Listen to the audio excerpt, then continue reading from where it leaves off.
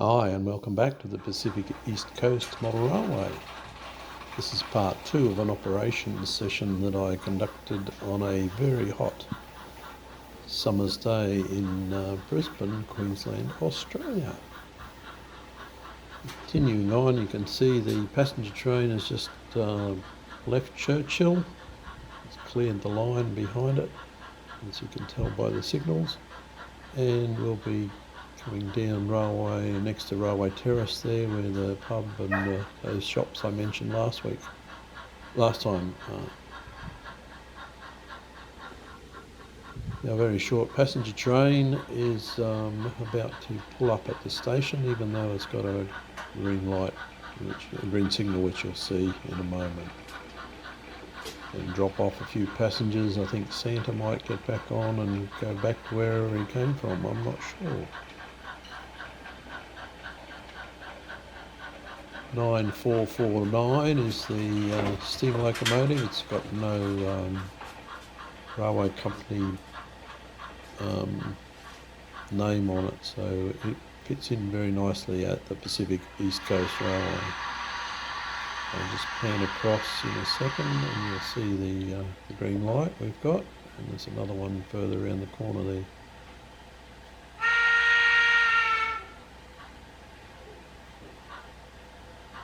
A little 260 steam locomotive with 3 carriages, including the disco lit hiker, and I can't remember the name of the other small carriage on the back.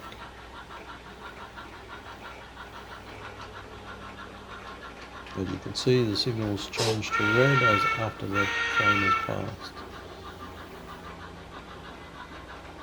Yeah, well, as this is an operations video, you'll see here at the locomotive depot the Elgin Joliet and Eastern Railroad's locomotive, or ex-Elgin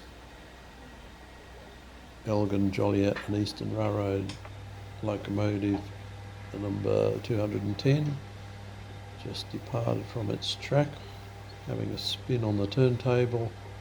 It's going to come out and do a little bit more shunting.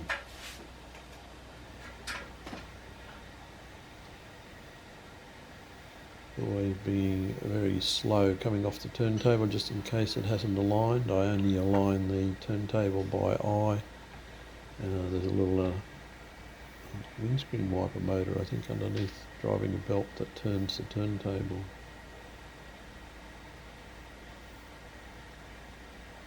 Locomotive number 210 is a HH600 class locomotive in America. HH stands for high hood, so all along the top of it is the same height hood, and 600 horsepower. That's why it's called a HH600. This loco is currently going backwards. The long end is normally leading, but in my case I like to run it the other way around, because I think the drivers get a better view when their cab's at the front. And a couple up here to the Belcher, I think it is, tank wagon. It got placed there by the previous train, but it's supposed to be over behind the station. So we're just going to uncouple those other 2 wagons there. It just happens kind of automatically. I mentioned there's a magnetic uncoupling ramp under the layout there, and this time it worked. So the locomotive 210 is at the wrong end of its train of one tank car, that is. So it's going to perform what's called a runaround move. First, there's no uncoupling ramp up there, so I'll be using the Pixar again. Pixter, I think I figured it out what it's called, the Pixter. And it's like a tiny brush for cleaning between the teeth. Anyhow, it works well at opening the knuckle couplers on these model trains. 210 will go up to the end, and then the points will change. You'll see me change the points down on the control panel. And there we go. and we'll run right down to the end of that track because we've managed to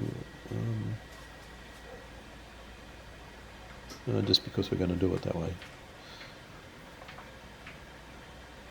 There's a 20 km/h speed limit on all my side tracks and a 40 km/h speed limit on the main line. And it comes across that crossover. You can see the little green light on the panel below showing the crossover is lit. Now it's blocked. That'll come back and hook on to the tank car.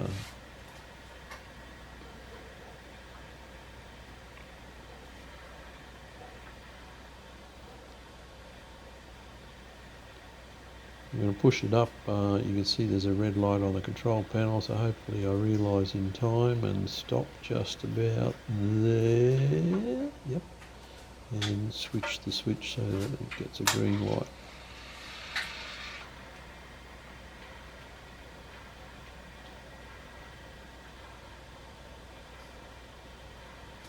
Now it's at the right end. It's going to run all the way down to the other end of the station. If you can read the sign on the control panel, behind the platform is where we're going to put the tank car. So it's above the platform on that mimic panel I've got there. 210 is another Atlas brand locomotive which runs extremely well. I did have some problems with it a couple of years ago, and the motor burned out. Instead of drawing less than 100 milliamps, it was drawing about 500 milliamps and not going very fast. I managed to locate a very cheap motor from China, get it posted over to me, and with a bit of cutting and slicing and things, it's now working as good as it ever did. Now, as it pulled in behind the platform there, I thought the magnet I used for uncoupling was about here, but it's not. It's a bit further along. You see me move a bit further along and then do the jiggle. Eventually, soon, a bit further. I've got a little man standing on the other side which you can't see in this picture. And there it's uncoupled. That's rather nice when it does that, when it all works. No hands and fingers from coming down from heaven to uncouple the carriages or the wagons. So that's the Belcher tank car located where it's supposed to be.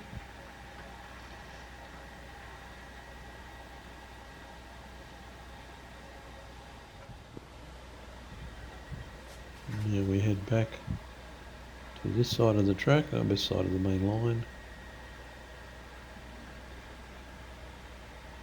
And these two cars, the Gorian defeated ore car and the flat car with a load of sawn timber on it, need to be put in their place. Unfortunately, where I left them uncoupled, they're blocking that three-way point I was talking about before, so we have to go up to this end of the yard, come in behind them.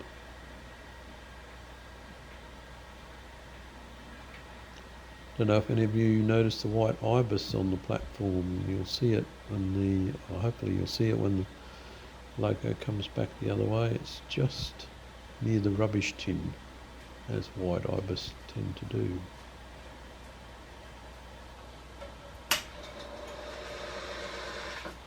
They were 3D printed by a fellow up on the Sunshine Coast.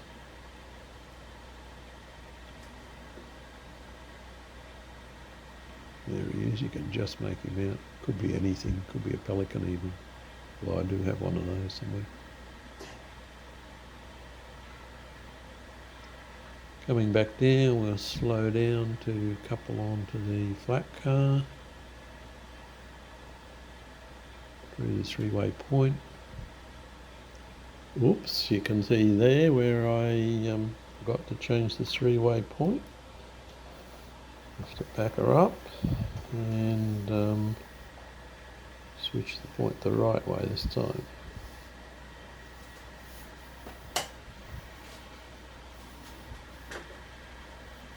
I must have switched it thinking I could go back that way, but this wagon was blocking the track. Okay, now we're going to push this Gorian defeated car back. I'm narrating this after the event, so I've forgotten what I've done. It's now Saturday night. That's right, we're going to leave that one there, and we're going to push the flat car with the timber back into the second road. Here he comes, yep.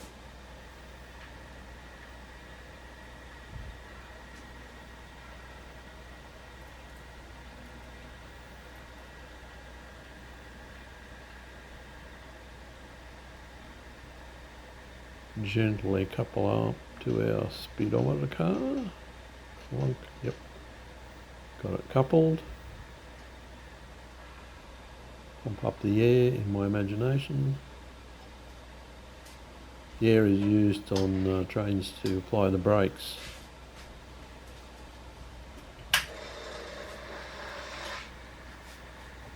Some systems used a vacuum and some used a high pressure air.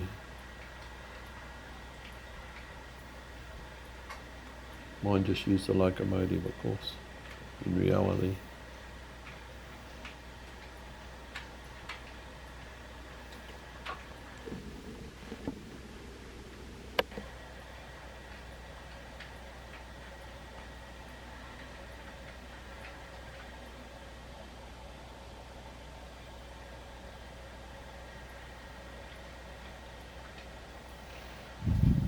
Now I'm going to uncouple and do the runaround move again, I think,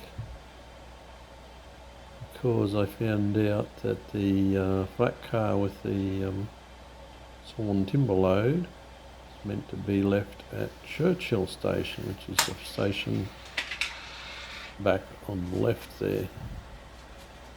So here we go up to the end, run around our train.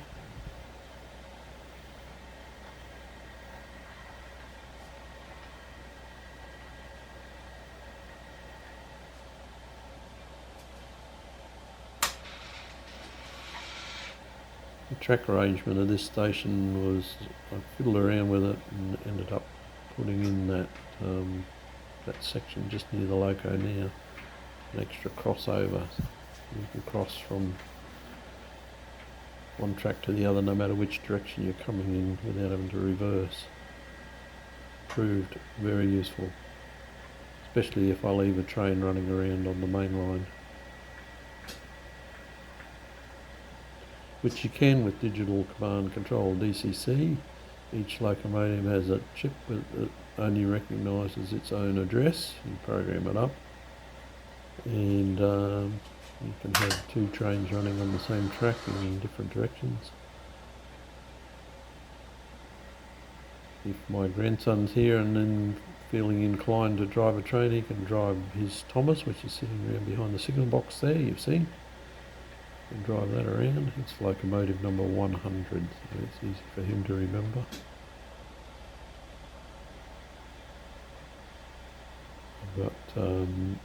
I've got two hand controllers that you can use to drive the trains, and I've also got a USB computer interface, so you can use a mobile phone running a program called Engine Driver. And you can use that to key in the locomotive number you want, like 210, and all the functions, including the sounds, if it had sound, can be driven from the phone. This 210 didn't even have a decoder in it when I bought it. I've installed my own decoder in it. It was... Now it's gone to get the caboose that was going to stick on the back of the train, the other end of the train, But first of all we have to uncouple it, so we brought it out here to the uncoupling ramp.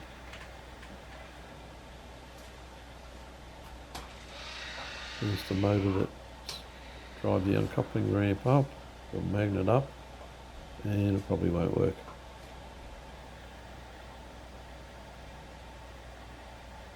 Yep. So out comes the handy pickster again.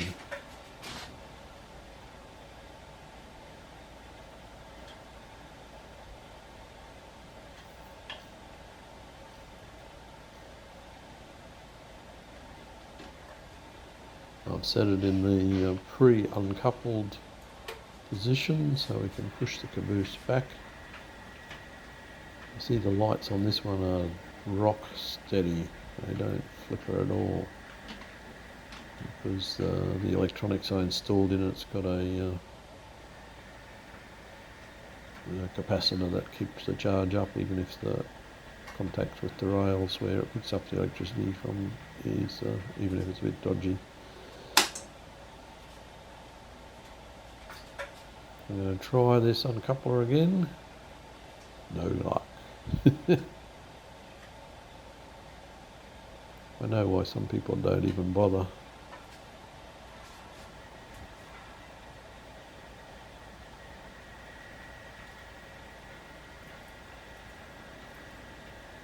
The C&O boxcar goes back onto track 3 where it was in front of the shed in the earlier, in front of the goods shed in the earlier section of this video, the other half of this video. Now we can go back and pick up the caboose. It's a little 4-wheel caboose, it's called a bobber caboose. I've got, I think I've got 3 of these. Because the layout's so small, I try and use short rolling stock. So the ore wagons are quite short, the bobber caboose is quite short.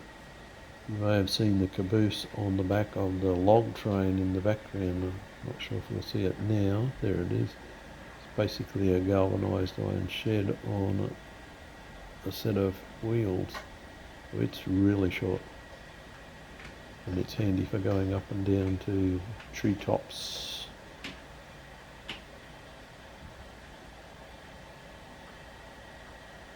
Now, because I've blocked the track there, I'll have to do this run around. We're going to put this caboose on the very back of this train.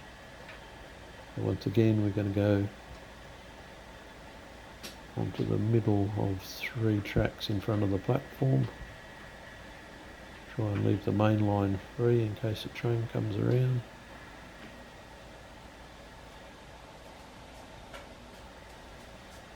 Make sure you go past the end of the points before you change them.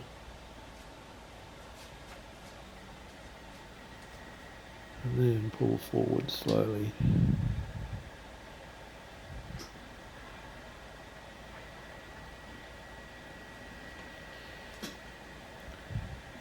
A lot of the figures on the railway platform there were hand painted by me. Some I bought. The Santa Clauses I bought from a shop in Germany, an online shop in Germany.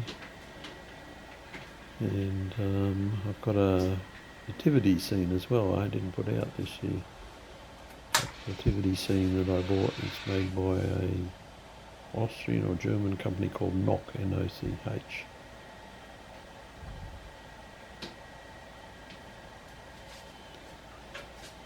If you buy the factory painted figures, they're very, very expensive. Something like $1 or up to $4 each. I think I bought 100 unpainted people for about the same price, and spent many, many hours in front of the TV painting little tiny people. The scale I model is 1/87th, so they're 1/87th of the height of a fairly tall person. Most of them seem to be about 6 foot when I measure them. I've got a scale ruler that measures in the scale feet. All the figures seem to be a little bit larger than what you'd expect. but they look good. Now our HH600 has run around again. We'll couple gently onto the train. I hope I did it gently. And then it's got to wait because we're expecting a freight train coming the other way. I don't have signals on this third track. I only have them on the main line and the passing track. And here he comes, 238. We saw in the first video. And probably going to pull up. The DCC decoders have an inbuilt feature called inertia. So when you shut the throttle down, they just continue to roll, and you can set the amount of inertia inbuilt to a number of seconds, depending on how much you want. It can be a bit frustrating when you try and stop a bit too quickly and then you've got to accelerate again.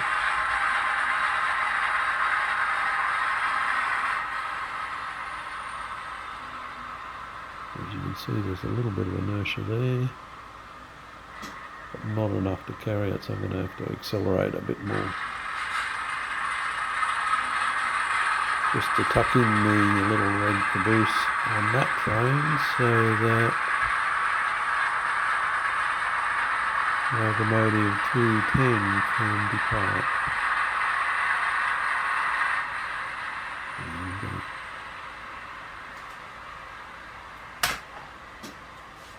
Yeah, there's no signal for this one. So we assume that they get the right of way or the right to go from a trackside person.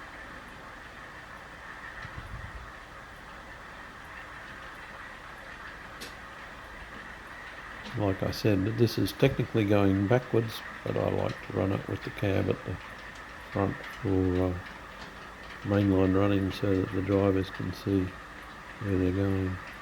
Now you'll see in the distance that yellow signal is at danger, caution, and the two signals in the distance are at red. That means both tracks at Churchhill are occupied. And by changing the points, the distance signal has gone to green and the home signal, the red and black one, has gone to green. So our train can move into Churchhill passing loop. And that's about it. Thanks for watching once more. Hope you enjoyed it.